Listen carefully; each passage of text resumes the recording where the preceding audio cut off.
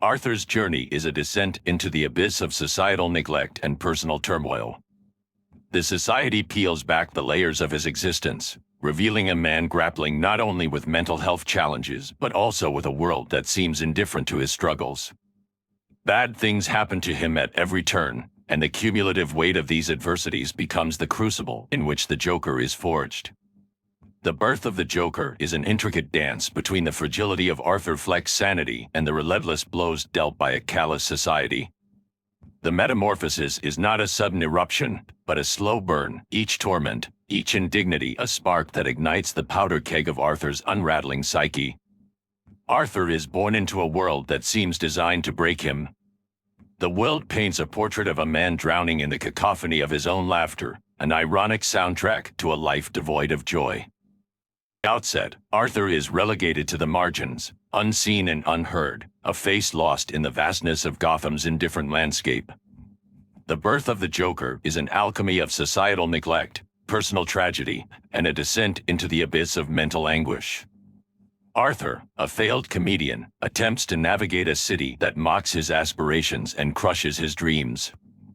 The cruel laughter of a society that fails to recognize his humanity echoes in his ears, a dissonant melody that erodes the foundations of his sanity. The Joker is not merely an alter ego, he is a manifestation of the fractured remnants of Arthur's identity.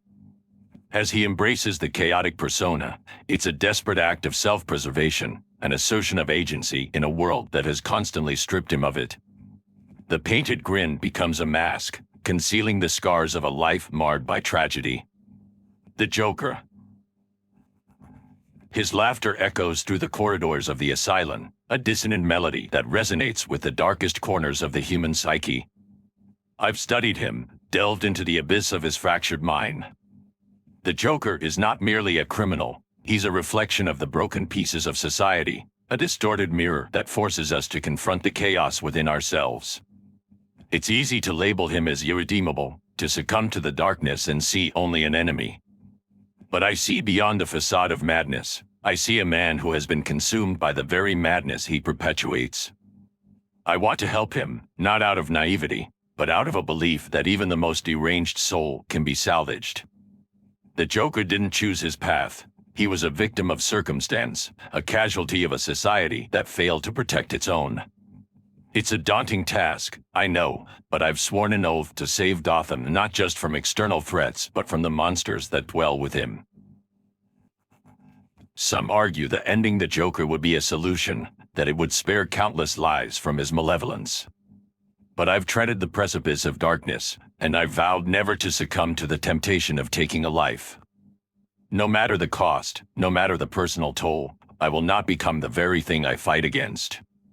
Killing him would be a surrender to the abyss, a betrayal of everything I stand for. It's a lonely path, one fought with sacrifices and relentless struggles, but I endure. I endure because Gotham deserves a symbol of hope, not vengeance.